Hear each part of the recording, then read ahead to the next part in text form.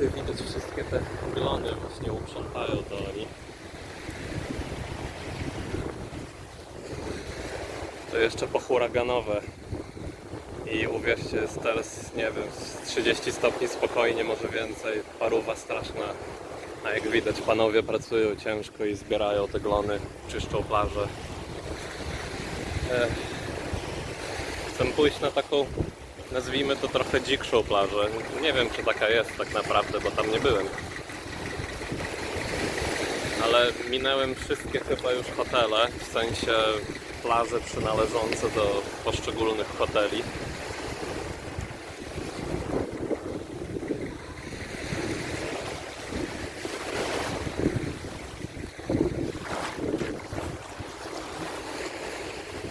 No i się tak powoli kieruję po prostu za taki znak, co jest napisane, że wychodzisz poza teren hotelu, bla bla bla. No i po prostu tam ta część plaży, o tam o, mi się wydaje trochę dziksza, nie wiem, tam w oddali widzę jakieś domki czy coś. Możliwe, że to jest też jakiś inny kompleks hotelowy, ale no przejdziemy się, zobaczymy. A tu widzę znowu handlarz i znów różne obrazy ma. Ciekawe, w jakiej cenie ma te obrazy i go zapytam. Hola! ¿Cómo estás? Muy bien, Yeah, mucho bien. soy el capitán Manuel. I video, you okay with that? El huracán. Huracan. Yeah, huracan. Yes, this is my dog. Your boat. Oh, that's not good. Not good. Now I'm selling pinten for recuperación, for the reparación money. That's why I sell. How much for one like this size? In peso. That's in pesos, 1,100. 1,100. So about $10. Little more. 1,100 pesos. How about this size? This one, 2,000 pesos. The smaller one, not that one. The black and white. Yeah. Saona. This is Saona. It's a natural sound. Oh, also. Natural, yeah. Yes. This is Sauna in the night, this is Sauna in the day. Yeah. Sauna in disaster. Okay. Yeah. This is house. Okay. But this is okay. Because that's natural sound. They are beautiful. Really nice. Especially that sun part. Yeah, I give you blue. Only give me 2,000. For that. 2,000 pesos. No worry. Like they take two. One for you, one for somebody. Yeah. Okay. Awesome. Gracias. When you come back, don't worry. Yeah. When I come back, I will search for you. No, don't worry. My name is Manuel. Manuel. Don't Rafael. worry, make video. Yeah. Gracias. I'm pretty good.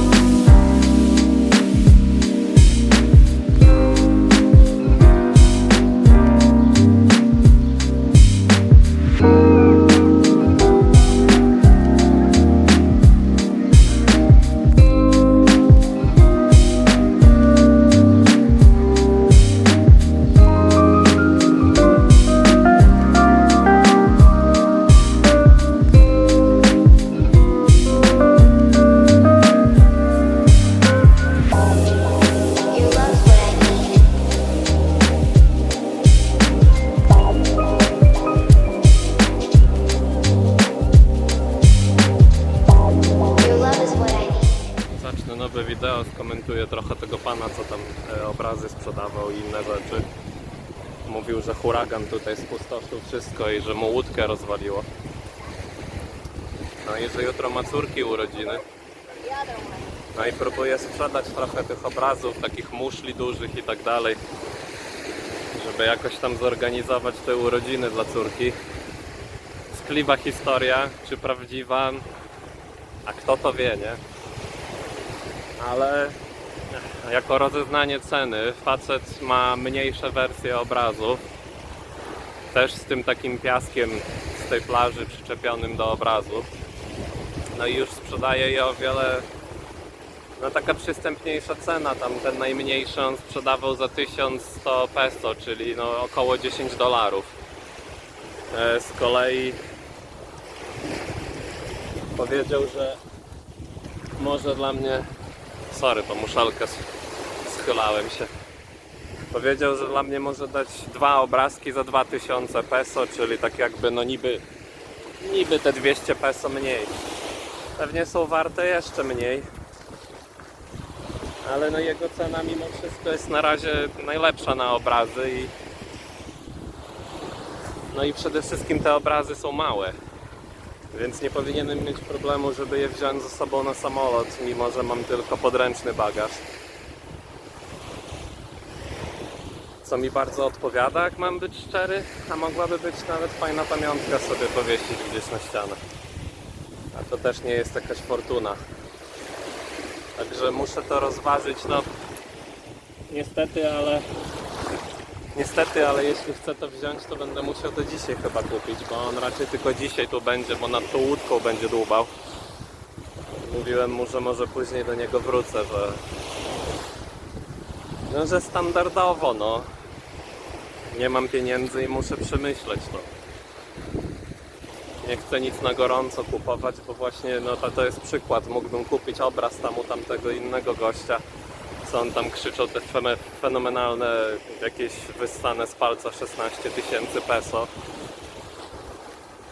No a jednak poczekałem jeden dzień, przeszedłem się plażą, właściwie niedaleko hotelu. I widzicie, już inna cena, co prawda mniejsza wersja obrazów, ale cena bardziej przystępna. A tu po huraganie, patrzcie ile glonów. Tam jakaś palma zwalona leży. Tam coś budują. Tych glonów jest strasznie dużo. I oni to tak powoli uprzątają. Tak to właśnie zazwyczaj po huraganach wygląda i dlatego ludzie zawsze się pytają, o jak tam sprawy wyglądają, bo mam wakacje zarezerwowane i nie chcą po prostu czegoś takiego na plaży zastać. Też śmieci dużo porozrzucanych, no niestety. Kurde, jakoś przez te śmieciowisko muszę przejść, mimo że boso jestem, bo tam coś ciekawego wypatrzyłem. Nawet się fajnie po tym chodzi. Trochę jak te seaweed, chyba się tak to nazywa. W każdym razie idę tutaj, bo wypatrzyłem tutaj owoce. I wydaje mi się, że to co teraz trzymam to jest chyba kokos, tylko jakiś taki jeszcze niedojrzały. Tam w środku powinno być nasiono. Takie jak na zdjęciu jednym pokazałem, o takie coś jako tutaj. O, chociaż nie, to nie jest chyba to. To nie wygląda mi na kokosa akurat, ale nie wiem, może się mylę. Może to mniej więcej tak wygląda. Tu jest jakiś taki przyschnięty bardziej. Zobaczymy do niego. Może go... O to mi chodziło. Czyli rozłupujesz ten, bo oni mówią, że to jest, to jest owoc, to jest owoc i on tak jak już się wypiecze wygląda, a dopiero w owocu w środku jest nasiono. A nie dam rady go wygrzebać teraz. No ale z grubsza wiecie o co chodzi, że to jest te nasiono i tam w środku nawet trochę widać, że jest biały ten miąższ kokosa. Ktoś już to rozcinał, próbował się tam dobrać najwyraźniej. No to tak dość mocno siedzi w środku. To nie jest tak, że to sobie wyciągniesz lekko ręką. Naprawdę się trzeba natrudzić na tym. A tu jest trochę tej wody kokosowej. Wyciekła chyba z niego teraz. Jak tak tam zaglądam. No nie wiem jak dużo będzie na tym wideo widać, bo jak zwykle jak to ja macham tym telefonem. No i przez te całe huragany trochę jest tego tutaj. O. Tu jeden, tu drugi, trzeci, tam czwarty. Trochę ich tutaj naspadało, więc można sobie zobaczyć jak one wyglądają w różnym stadium. Ktoś naprawdę wprawny może i nawet by się dobrał do niego tam głębiej. No mi to nie wychodzi trochę. Zwłaszcza, że parę rzeczy trzymam w rękach. No ale myślę, że tak z grubsza można było zobaczyć, na czym to polega. Bo tam u nas każdy widział kokosa, jak sądzę, ale zazwyczaj widzimy co najwyżej te nasiono w środku, czyli tą bardziej okrągłą część brązową, którą rozbijamy i w środku jest te mleko kokosowe, taka trochę biaława, przezroczysta, wodnista ciecz i dopiero głębiej wokół ścianek tego całego jakby nasiona mamy tą taką grubszą warstwę białą, tak totalnie białą, jak śnieżek biały. I to już jest właśnie to, co zazwyczaj nazwalibyśmy najbardziej powszechnie tym kokosem, który jemy, który na przykład tarkujemy na wiórki kokosowe i tym podobne elementy. Z tej wody kokosowej, czyli mleka kokosowego, no ja na to woda mówię, bo mi to bardziej wodę przypomina. Te mleczko kokosowe i bodajże troszeczkę tego kokosa, co jest na ściankach, się tego używa do produkcji olejów kokosowych, tych olejków do smażenia, do smarowania ciała. Locals mi mówił na przykład, że lepsze niż kupowanie jakichś tam tych sprayów na komary, co niby po 8 godzin mają trzymać i tak dalej, żeby się olejem kokosowym posmarować, że komary nie cierpią tego i po prostu nie będą do Ciebie podlatywać w ogóle, bo dla nich to ani nie smakuje, ani chyba nie pachnie, nie wiem czym one się kierują, ale podobno do tego kokosa jedno wielkie nie jest z ich strony. Także też ciekawy motyw, może na komary w Polsce też by działało, może warto wypróbować, nie? No, tutaj widać skutki huraganu bardziej.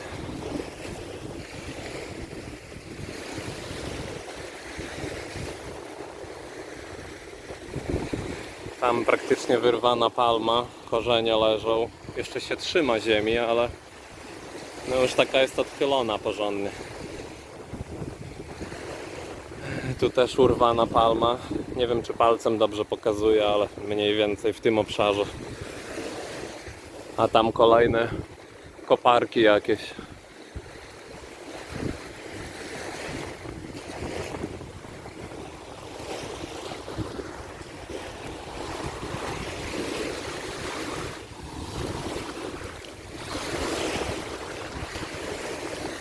Tu nie ma płota, idę chyba tam zajrzę. Hola! Panowie tutaj chyba pracują, jakaś ochrona. Nie wiem, co tam jest.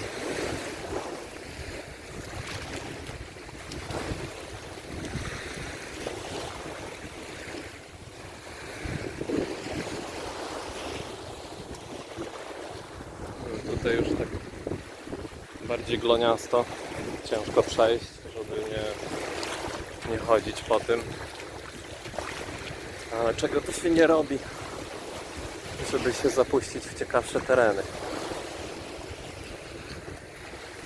No i tutaj też właśnie takie śmieciowisko. Nie wiem, skąd oni tyle tych śmieci tu mają. Czy oni po prostu to wszystko wypieprzają, tak? Czy to woda tutaj wyrzuciła, czy to po huraganie tak śmieci są porozrzucane. Aż ciężko uwierzyć, że tam była taka czysta, fajna plaża, a tutaj już mam nadzieję, że będzie widać tego ptaka choć trochę. Duży był. Duży i ciekawy. Tu znów kokosy na dole. A tutaj można też zaobserwować jeszcze, jak rosną. Mniejsze i większe są. Na jakiejś takiej nieobrobionej palmie, na której jeszcze nikt nie obcinał tego i nie upiększał jej.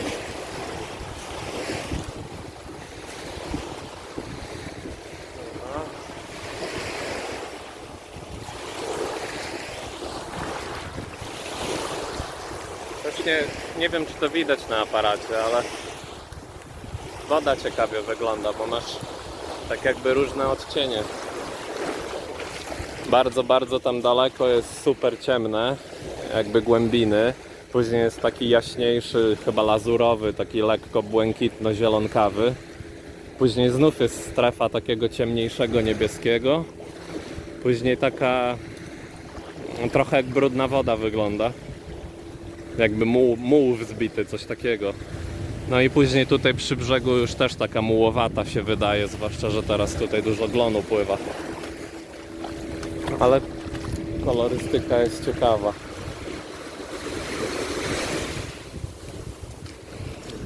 Idę z plaży tej, którą szedłem. Ona dłuższy czas się ciągnie, jest taka sama. Ała. Teraz wchodzę po prostu w głąb, w ten ląd. Muszę patrzeć pod nogi, ale tu kolczaste jakieś rzeczy są. Chyba buty by mi się przydało nałożyć. No mam nadzieję, że nie spotkam nic ze zwierząt jakichś dziwnych, bo nie wiem, co tu może występować tak naprawdę. No.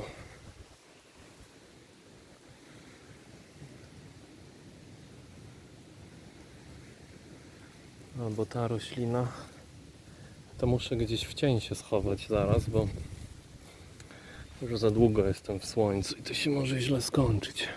Tutaj są jakieś owoce na tym, aczkolwiek to chyba w takie kwiatki później się zmienia na tej roślinie. No. W środku jakiś sok i pestka. Twarda pestka. Próbować tego nie będę. No dobra. Ciekawość była silniejsza ode mnie. Ale mam słone palce chyba od wody, więc głównie sól poczułem. O, znowu mamy nasioną kokosa. Już tym razem tutaj ktoś się totalnie do niego dobrał do środka i wszystko jest wybrane z niego. O, tu chyba jakiś krab był wcześniej, tylko jego ręce zostały. Więc cokolwiek mu się stało, podejrzewam, że to sztorm go. Albo jakieś zwierzę się nim pożywiło. Też ciężko powiedzieć.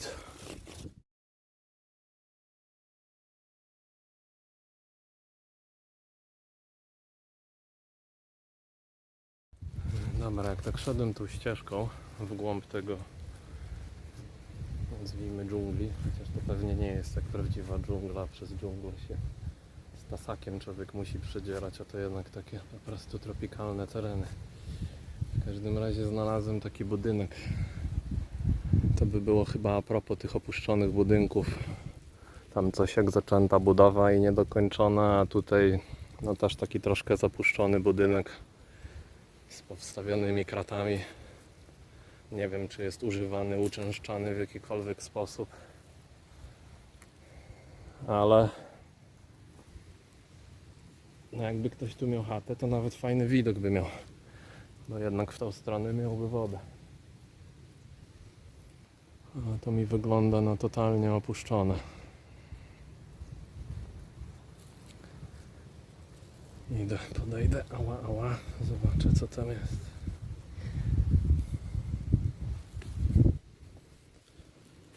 No. A to jest taka typowa budowa domów tutaj u nich właśnie. Jest taki jakby ten ganek przestronny czy coś. Już to widziałem gdzie indziej, jak na wycieczce byłem. Zazwyczaj z jednej ze stron mają krzesło do bujania. Chcę posiedzieć, pochillować. No, niestety wygląda na... A tam jest kłódka chyba. No. Także tam nie wejdę, nie zobaczę tego. Dach rozwalony. Jakaś komoda czy coś w tym stylu. No, takie chaty tam w środku są. Zazwyczaj kompleks domu się składa z tego co wiem z kuchni. Albo takiej części kuchennej. Jakiś pokój do spania lub dwa. Ten właśnie ganek na zewnątrz, gdzie można sobie usiąść. No i co ciekawe, oni najczęściej wybierają jednak mieć toaletę na zewnątrz, czyli poza domem, nie w domu. Gdzieś jak jakaś forma dobudówki czy coś, przynajmniej tak mówił. I robią to głównie ze względu na zapach chyba. Nie wiem, może nie mają tutaj tak dobrego systemu kanalizacji czy coś. I lepiej mieć takie rzeczy poza domem. Co właściwie no miałoby sens, bo tutaj też nie można wody pić. Można się pochorować od ich wody. Przy każdym praktycznie kranie jest naklejka ze znakiem, że woda nie nadaje się do picia i spożywania. W tej wodzie może być jakaś tam 1 lub 2 rodzaje bakterii, no, które mogą Ci porządnie zaszkodzić. Ja przed wyjazdem na jedną z tych bakterii sobie szczepionkę wziąłem. Na drugą nie zdążyłem znaleźć szczepionki, więc to olałem. Ale no chodzi o sam fakt, tak? Że nie można tu pić wody. Tu nawet jak myjesz zęby, to Ci zalecają używać wody butelkowanej do mycia zębów i płukania zębów. A jak jesteś w hotelach, to zazwyczaj Ci codziennie uzupełniają tą wodę. Przynoszą Ci ze 2-3 butelki wody, żebyś miał po prostu do różnych jakichś tam podstawowych potrzeb. Wreszcie znalazłem jakieś zacienione miejsce z pozwalanymi różnymi rzeczami od palm. Także przejście nie jest wcale łatwe i nie jest przyjemne, ale no zatrzymam się tu na chwilę, bo jest naprawdę ciężko. A ja, widzicie, nie myślałem, że tak daleko się będę zapuszczał. Nawet ze sobą wody żadnej nie wziąłem ani nic. Także tak daleko jak pójdę, tak daleko będę musiał również wracać i to bez kropli wody. Co nie jest w ogóle rozsądne. Nie bierzcie ze mnie przykładu, bo w takim kraju trzeba się nawadniać.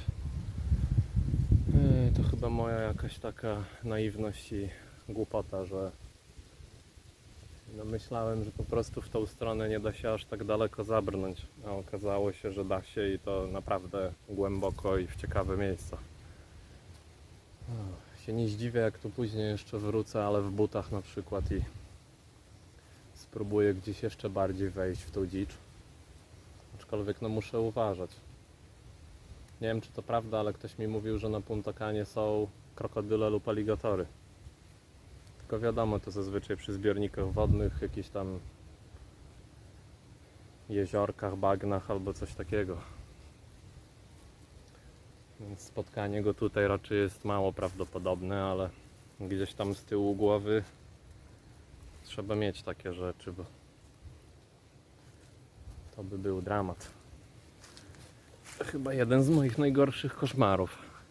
Albo spotkanie z jakimś dużym wężem a la pyton, albo spotkanie właśnie z krokodylem czy aligatorem. 2 stworzenia na ziemi, co do których odczuwam, no nie wiem jak to nazwać, to nie jest strach, to chyba rozsądek i jakaś forma niepokoju. No te stworzenia mi się wydają, no one są chyba zimnokrwiste akurat, tak z biologii. I one też mi się wydają w takim potocznym naszym mówieniu zimnokrwiste. Jakby tam nie było żadnego życia w ich oczach, tylko czysty instynkt i przetrwanie. Nazwałbym to bestiami. No cichaca. Czyli te babki, co widziałem, to prawdopodobnie do tych kolegów należały. A tutaj są 2 koniki przywiązane.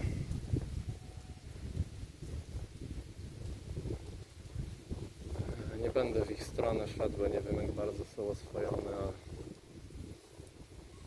nie chcę z nimi jakiegoś ani ich spłoszyć, ani dostać kopytem. Tutaj szpitale są trudno dostępne, daleko do nich i przede wszystkim nie mam żadnego sensownego ubezpieczenia na te tereny. Poza europejską kartą, taką specjalną właśnie, no to nic nie mam. Z tego co czytałem, to ta karta i tak nie obejmuje tego kraju. Więc jeżeli sobie coś zrobię, jakąś krzywdę, to będę musiał sam ponieść wszystkie koszta. A jeszcze jako nie rezydent tego kraju, to się spodziewam, że te koszta by zbankrutowały mnie totalnie.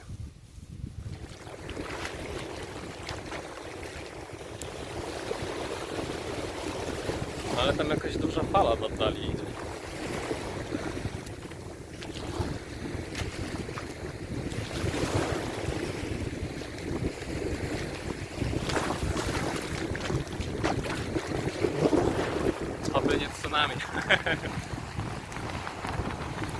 Nie na żart oczywiście. Już taka wysoka nie jest.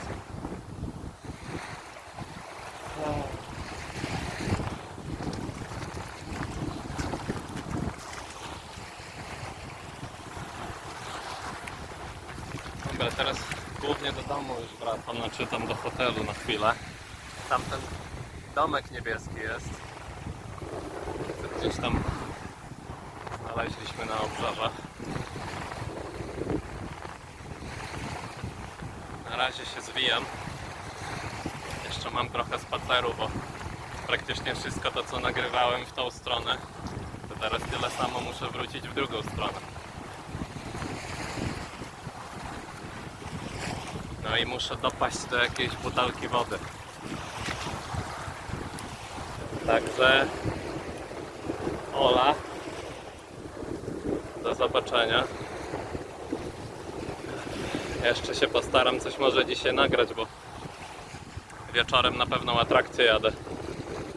Ale nie wiem, czy będę w stanie tam cokolwiek nagrywać, bo tam mogę potrzebować obydwu rąk i nóg też. Więc nie mam jak trzymać telefonu i nie wiem, czy to będzie bezpieczne, żeby go trzymać.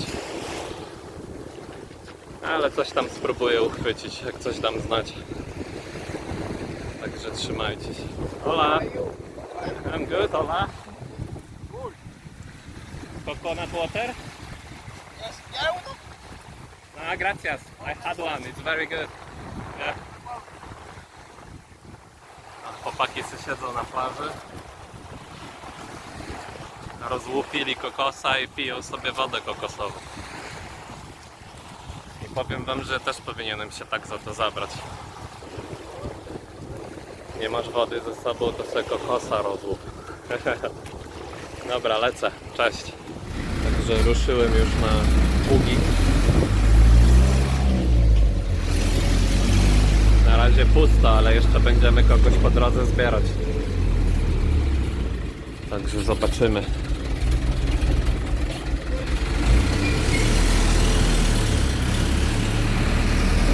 No, to później postaram się coś nagrać, jak będę mógł.